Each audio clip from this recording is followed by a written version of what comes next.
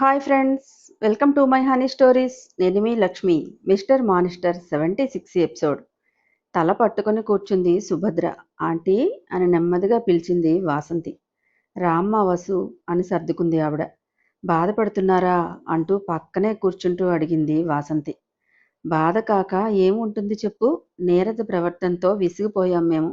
ఆమె వాటం చూసావా, బయట ఎలా వేసిందో. ఆ కట్టు బొట్టు ఎంతటి సాధు పొంగవుడునైనా మతి చలించేలా ఉంది అని వాపోయింది పెద్దావిడ. షకీపాప చీర కట్టింది కానీ బయట వక్షోజాల మధ్యగా వేసింది. కొండలను వేరు చేస్తూ పెట్టింది పళ్ళు స్టెప్స్. అందుకే ముందుగా తన చూపు ఎక్కడికి వెళ్లాలో అక్కడే వెళ్ళి బత్తాయిలు అని వర్ణించాడు జయబాబు. ఆమె ఏదో ఇంటెన్షన్తోనే నీరజని మెల్ట్ చేసిందాంటీ. ఆ విషయం మనకు తెలుస్తోంది. ఆ బుర్ర తక్కువ దానికి తెలిసి చావటం లేదు కదా అని విసుక్కుంది. చేతులు కాలాక ఆకులు పట్టుకోవడం కూడా మంచిది కాదాంటీ. జైతో నేను మాట్లాడతాను. నా మీద పగతోనే నీరజ ఇలాంటి చెత్త ప్లాన్లు వేస్తోంది. తనని ఎవరో మ్యానిప్యులేట్ చేస్తున్నారు అని నాకు బలంగా అనిపిస్తోందాంటీ. ఎవరో ఏదో చెప్తే దీని బుద్ధి ఏమైంది వసు? కాకులు ఎత్తుకెళ్ళాయా? ఏదైనా జరగరానిది జరిగాక అప్పుడు తాపీగా ఏడుస్తుంది చూడు అని చిరాకు పడింది సుభద్ర. శుభా, అశుభాలు పలకకు. పిల్లలు ఉన్నారు కదా, వాళ్ళు చూసుకుంటారు అంది వరంబామ్మ. అవునాంటీ, మిథునా సాకేత్ వీళ్ళుండగా మీరు దిగులు పడకండి. నేను మాట్లాడతాను కదా. అవసరమైతే నేను ఇక్కడి నుంచి వెళ్ళిపోతానులేండి. చూస్తూ ఆపదని కొని తెచ్చుకోలేము కదా. టాబ్లెట్స్ వేసుకోండి అని చెప్పి వెళ్ళిపోయింది వాసంతి. సాకేత్ చేతిని విసిరికొట్టి, వాట్ నాన్సెన్స్ సాకేత్, ఆవిడలా వాగుతూ మనల్ని చీప్గా మాట్లాడుతుంటే ఇక్కడ ఉండాల్సిన అవసరం ఏంటి మనకి? పద, మనం వెళ్ళిపోదాం. ఏదో గతి లేక తన ఇంట్లో పడి ఉన్నట్టు మాట్లాడుతోంది అంటూ చెలరేగి మాట్లాడింది స్నిగ్ధ. బేబీ కూల్, పిచ్చి వాళ్ళ మాటలు పట్టించుకోకూడదు మనం అని దగ్గరకు తీసుకుపోయాడు సాకేత్. బ్యాక్ స్టెప్ వేసి, ఆవిడ పిచ్చిది కాదు, మనం వెర్రి వెంగళప్పలం సాకేత్. నీకు అర్థం అవుతుందా? ఇప్పుడే ఆంటీతో ఇక్కడ జరిగేదంతా చెప్పేస్తాను అంటూ ఫోన్ తీసింది స్నిగ్ధ. నా తల్లోయ్, నువ్వంత పని చేయకే, మొదట ఉతికేది నన్నే అంటూ స్నిగ్ధని వాటేసుకొని ఫోన్ లాక్కొని బెడ్ మీదకి నెట్టాడు. వెళ్ళకిలా పడింది స్నిగ్ధ. చేతులు బెడ్ మీద ఆంచి నోటితో మెల్లగా ఎయిర్ బ్లో చేశాడు. మెల్లగా కళ్ళు తెరిచి కంటిరెప్పలు టపటపా ఆర్పింది. ఏంటే అంటూ కనుబొమ్మలు ఎగరేసి అల్లరిగా నవ్వుతూ అడిగాడు. ఈడియట్, భయపెట్టావురా అంటూ చిరుదెబ్బలు వేసింది స్నిగ్ధ. కొడుతుందమ్మా తుంటరి పిల్ల అని మీదకు వంగి మెడవంపులో గాఢంగా కిస్ చేశాడు సాకేత్. ఒక్కసారిగా హై వోల్టేజ్ పవర్ సప్లై అయినట్టు నరాలు జివ్వున లాగాయి. మెడ మీద స్కిన్ని పెదవులతో లాగి ఏయ్ అంటూ ఇంటెన్స్డ్ వాయిస్తో పిలిచాడు. అంటూ మత్తుగా మూలుగుతూ చంపకరా అంటూ గారాలు పోయింది. పెదవులతో పదనిసలు పలికిస్తూ చిరుముద్దులు అద్దాడు. ఇప్పుడు రొమాన్స్ స్టార్ట్ చేసావేంట్రా? నన్ను నీ బుట్టలో పడేయాలనే పన్నాగం కాదు కదా అంటూ నవ్వింది. నా ప్రేమని అనుమానిస్తే కళ్ళు పోతాయే అంటూ బుగ్గ మీద చిన్నగా బయట చేశాడు. మరి నాకేంట్రా, ఇంకా బ్రైట్నెస్ పెరిగిపోయి అన్నీ క్లియర్గా కనిపిస్తున్నాయి అంటూ కవ్వించింది. డెవిల్ కళ్ళు అలాగే బ్రైట్గా ఉంటాయే అని నవ్వి, వేళా పాలా లేదు కుర్రాళ్ళాటకు అంటూ సాంగ్ సింగుతూ, ఉదయాన్నే ఫ్రెష్ గులాబీలా ఉన్నావే, టైం చూడు భలే కలిసి వచ్చింది కదా, నిన్ను వదిలేదే లేదే బొమ్మ అంటూ ఎగశ్వాసతో లయబద్ధంగా కదలాడుతున్న మెత్తని ఎదపై వెచ్చని ముద్దుల ముద్రలు వేశాడు సాకేత్. నరాలన్నీ తీయని స్వరాలు పాడుతుంటే తమకంగా అరమోడ్పు కళ్ళను చేసి సాకేతరామా అంటూ మంద్రంగా పిలిచింది స్నిగ్ధ. చిరుముద్దులు అద్దుతూ చెప్పరా అంటూ కంఠం మీద పెదవులతో రాశాడు. డోర్ లాక్ చేయలేదు అని మెల్లగా అంది. చేశానే, అయినా నా మనల్ని ఎవరు డిస్టర్బ్ చేస్తారు? ఎవ్వరూ చేయరు అంటూ భుజం మీద ఉన్న టాప్ తప్పించి తడి పెదవులు అద్దుతూ ఇంకా ముందుకు వెళ్ళమని మనసు పోరు పెడుతుంటే వెళ్ళనా అంటూ హస్కీ వాయిస్తో అన్నాడు. పెళ్లికి ముందే మమ్మీ డాడీలం అవుదామా అంటూ అతని చేష్టలకు తమకంగా అల్లుకుంటూ అంది. ఇప్పుడు ట్రెండ్ అదేనే, మనం అదే ఫాలో అయిపోదాం అంటూ పెదవుల్ని పెదవులతో రాస్తూ చెప్పాడు. అత్తమ్మని గుర్తు చేసుకుని ప్రొసీడ్ అవ్వు, నేను అస్సలు ఆపను అంటూ కవ్వించింది. ఏంటే మీ అత్తగారి పేరు చెప్పి బెదిరిస్తున్నావు? అబ్బే లాభం లేదమ్మాయి, ఈరోజు మన ఫస్ట్ డే జరిగిపోవాల్సిందే, నేను చెమట చిందించాల్సిందే అంటూ టీషర్ట్ తీసి పక్కన పడేశాడు.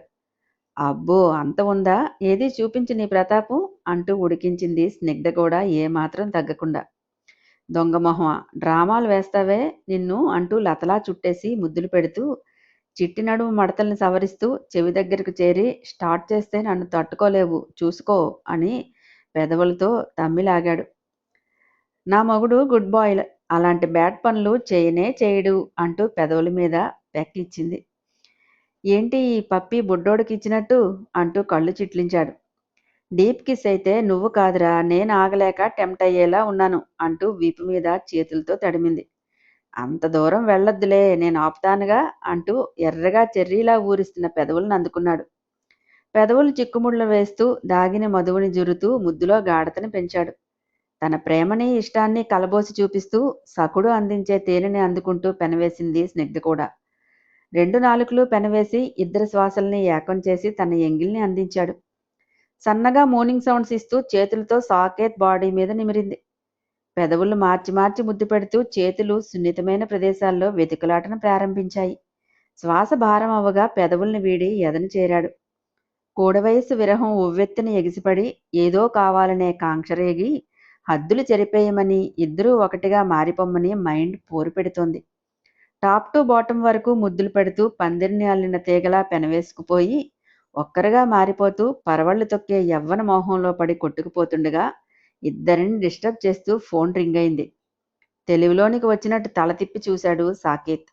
ఎవరో చూడు అని గుసగుసగా అంది. చేరువలో ఉన్న పొందుని కాదు అని ఫోన్ లిఫ్ట్ చేయాలనిపించక అవాయిడ్ చేసి మళ్ళీ స్నిగ్ధ మీదకి చేరాడు. వదల బొమ్మాళి, నిన్ను వదల అన్నట్టు మళ్ళీ రింగ్ అయింది. చూడరా, ఏదైనా అర్జెంటు కాలేమో అని దూరమైన టాప్ని తీసి వేసుకుంటూ అంది స్నిగ్ధ. చింతపిక్క వేసిన మొనగనంత చిక్కగా కాఫీ చేసుకొని తీసుకెళ్ళింది నీరజ్ రూమ్కి షకీల. బెడ్ ఎడ్జిన ఆనుకొని కూర్చుని చేతిగాయాలను నిమురుకుంటోంది నీరజ. మేడం కాఫీ అని ఇచ్చింది. కాఫీ సిప్ చేస్తుంటే ఓరకంట ఆమెను చూస్తూ రూమ్ అంతా చకచకా సర్దేస్తూ క్లాత్తో అన్నీ క్లీన్ చేసి కాఫీ ఎలా ఉంది మేడం అని కావాలని అడిగింది షకీల. నైస్ అని మగ్గు పక్కన పెట్టి హాట్ వాటర్ పెట్టు, హెడ్ బాత్ చేస్తాను అంది. అలాగే మేడం అని అతి వినయాన్ని కురిపిస్తూ వాష్రూమ్కి వెళ్ళి గీజర్ ఆన్ చేస్తూ వాష్రూమ్లో ఉన్న కాస్ట్లీ ఐటమ్స్ చూసి డబ్బుంటే ఎన్ని సౌఖ్యాలు ఉంటాయో అని బాత్ టబ్ వారిని కూర్చొని ఇలాంటి సుఖాలు అనుభవించాలన్నా రాసిపెట్టి ఉండాలి అనుకుని ఆ రాత ఏదో నేనే రాసేసుకుంటే పోలే అంటూ అదోలా నవ్వి బయటికి వచ్చింది షకీల. వార్డ్రోబ్ ఓపెన్ చేసి సారీ సెలెక్ట్ చేసుకుంటుండగా అవన్నీ ఈ దెయ్యం కళ్ళల్లో పడ్డాయి. అమ్మో ఎన్ని రకాల చీరలో అనుకుని గుడ్లు అప్పగించి చూసింది. బర్త్డే ఫంక్షన్ ఉందని కాస్ట్లీ చీర తీసి బెడ్ మీద పెట్టి బాత్రోబ్ తీసుకుంటూ నువ్వెళ్ళి బ్రేక్ఫాస్ట్ సంగతి చూడు అంది నీరజ. చీర వైపు ఆశగా చూస్తూ సరే మేడం అని బయటకు వచ్చింది. వెనక నుంచి డోర్ లాక్ చేసుకున్న సౌండ్ వినిపించి మొహం మార్చుకుని కిచెన్లోనికి వెళ్ళింది షకీల. మిథున దోశలు వేస్తుంటే గంగ చట్నీలు మిక్సీ పడుతోంది. మీరిద్దరూ తప్పుకుంటే మా మేడంకి బ్రేక్ఫాస్ట్ రెడీ చేయాలి అని బలుపుగా అంది. ఏంటే ఎక్కువ చేస్తున్నావు అని సీరియస్గా అడిగింది మిథున. నేనేం చేశాను, మా మేడం ఆర్డర్ వేశారు, నేను వచ్చాను అంటూ టెక్కు దొబ్బింది. చేశాను ఏంటే, ఏం చేశాను మేడం అనాలి, ఇందాక ఇలాగే పెడసరం వెళ్ళబోసింది అమ్మాయి గారు అంది గంగ. ఎక్స్ట్రాలు చేసావంటే తాట తీసేస్తాను, నువ్వు కిచెన్ బయటే ఉండాలి, ఇందులో అడుగు పెడితే మర్యాద ఉండదు, పో అవతలికి అని గద్దించింది మిథున. అదేంటి మేడం అలా కసురుతారు, మా మేడంకి ఏం కావాలో నేను చూసుకోవద్దా, ఇది నా డ్యూటీ అంటూ రాగాలు తీసింది షకీల. ఏంటి నా బేబీని చూసి ఈవిల్ స్మైల్ ఇస్తున్నావు, నీ పుచ్చు బుర్రలో మళ్ళీ ఏం కన్నింగ్ థాట్ మెదిలింది అని సోఫా రెస్ట్ మీద కూర్చొని కాళ్ళు ఊపుతూ అడిగింది సోల్. చురుగ్గా చూస్తూ నువ్వు బేబీ బ్రిలియంట్స్ కదా, తెలుసుకోండి అంటూ డియో స్ప్రే చేసుకుంటూ అన్నాడు జై.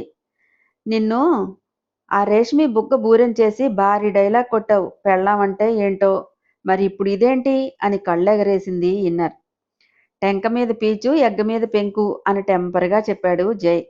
ఏహే నువ్వు నీ ఎదవ మొహమాటం నాతో చెప్పే, నేనెవ్వరికీ చెప్పనుగా అని కవ్వించింది. ఎగా దిగా చూసి ఈ కటింగులకి ఏమీ తక్కువ లేదు, ఎంతైనా జయదేవ్ విన్నరు కదా, ఆ మాత్రం లేకపోతే మన బ్రాండ్కి మాటొచ్చేయదు అని స్టైల్గా హెయిర్ కోంబ్ చేసింది సోల్. వాగింది చాలు గాని దొబ్బై ముందు, నువ్వు నిజం చెప్పు వెళ్ళిపోతాను.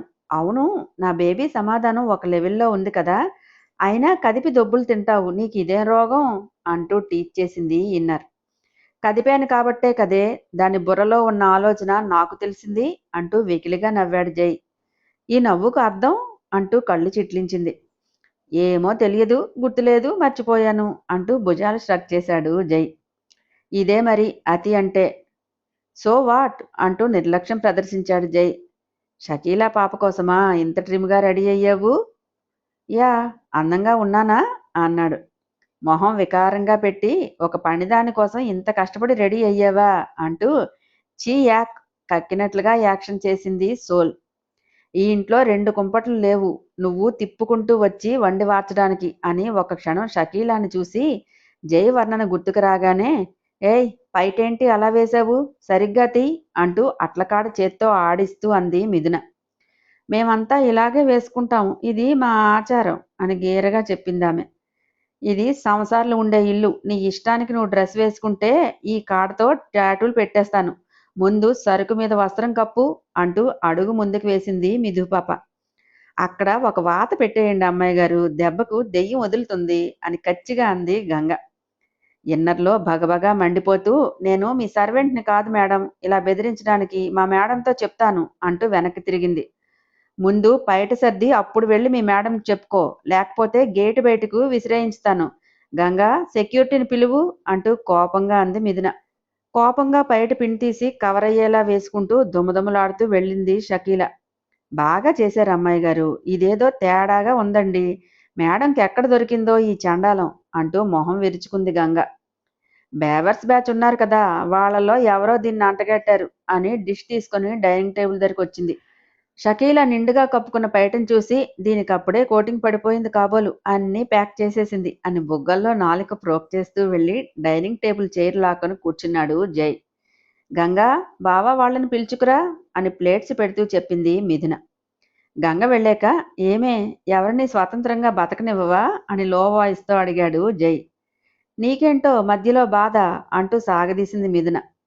బాధ నాకు కాక ఎవరికి ఉంటుందే, నేత్రానందం కలిగించే దృశ్యాలను మాయం చేసేస్తే పాపం తెలుసా అంటూ ఇన్నోసెంట్ ఫేస్తో అన్నాడు. గుర్రుగా చూసి, ఏం పాపం తగిలినా నీకు సగం షేర్ ఇస్తాలే, గగ్గోలు పెట్టకు అని కచ్చిగా అంది. అదేమన్నా ఆస్తా పాప, నువ్వు ఇస్తా అనగానే ఎగిరి గంతేస్తూ చంకలు గుద్దుకోవటానికి? పాపమే, పాపము మొద్దు అంటూ కరిచాడు. తామరు చేసేది కూడా అదే, పుణ్యకార్యాలు ఏమైనా వెలగబెడుతున్నారా ఏంటి? అది కొంగు కప్పుకుంటే నీకు ఉక్కపోత పెడుతున్నట్లు ఉందే అంటూ సాగదీసింది. ఐబ్రో అప్ చేసి, నేనేం పాపం చేశానే డెవిల్, మచ్చుకు ఒకటి చెప్పు. మచ్చులు అచ్చులు ఎందుకు బాబు, రాస్తే మహాగ్రంథమే అవుతుంది అంటూ పెదవి విరిచింది మిథున. అయితే నా ఆత్మకథ రాస్తావా, ఎప్పుడు స్టార్ట్ చేస్తావు అని ఆశగా అడిగాడు జై. ఓయ్, కథ ఎందుకు, నేను ప్యూర్, నీ భూత పురాణం రాయించుకో అంటూ పక్క నుంచి అరిచింది ఇన్నర్. గుర్రుగా చూస్తూ, అలాంటి కామశాస్త్రాలు రాసే దమ్ము ధైర్యం ఎవ్వరికీ ఉండదు అని తల ఎగరేశాడు. చేతి మీద ఉన్న చీరపళ్ళు పైకి వేసుకుంటూ, ఎవరు నిన్నాపింది అని అమ్మోరులా అరుస్తూ బయటికి వచ్చింది నీరజ. నేనే అంటూ గుబుక్కున చైర్ నుండి లేచాడు జై. కాదు మేడం, మీ కోడలు గారు, సార్ ఏమీ అనలేదు అంటూ ఎదవ కులుకులు వెళ్ళబోసింది షకీల. దీన్ని రోడ్ రోలర్ కింద వేసి నిమ్మకాయ తొక్కినట్లు తొక్కించేయాలి, తెగ తిప్పేసుకుంటుంది వాతం కమ్మిన పిల్లిలా అంటూ పటపటా పళ్ళు నూరింది మిథున. తనంటే ఒకటి, నేనంటే ఒకటా అని బియర్డ్ లుక్కి, ఏ నువ్వు అవతలికి పో అంటూ లయన్లా గాండ్రించాడు జై. ఆశ చెప్పిన దాన్ని బట్టి వంపులు సంపులు చూస్తూ టెంప్ట్ అయ్యి పక్కకు చేరతాడని ఆలోచనతో ఉండి తినేసేలా చూస్తోంది జైని. తన గర్జింపు వినగానే తుళ్ళిపడి బెదిరిగా చూసింది షకీల. నిన్నే మా చిన్నబాబు దూరంగా పొమ్మన్నారు పదా అంటూ తను బయటికి వెళ్ళింది గంగ. మామూలుగా అయితే గంగ బయటికి వెళ్ళదు, షకీల అనే పొమ్మని తను ఉంటే నీరజ మరింత రేగుతుందని తప్పుకుంది. విసుగ్గా చూస్తూ, ఏంటి జై నీ బిహేవియర్, ప్రతి దాంట్లో నువ్వు కల్పించుకునే ఉంటావా అంది నీరజ. హాయ్ ఫ్రెండ్స్, నా ఛానల్ నచ్చితే కనుక లైక్ చేయటం, షేర్ చేయటం, సబ్స్క్రైబ్ చేసుకోవటం మర్చిపోకండి. పక్కనే ఉన్న బెల్ ఐకాన్ని ప్రెస్ చేయండి. మంచి మంచి అప్డేట్స్ మీకోసం ఎదురు చూస్తూ ఉంటాయి. మరి మంచి మంచి కామెంట్స్ని పాస్ చేస్తూ ఉండండి.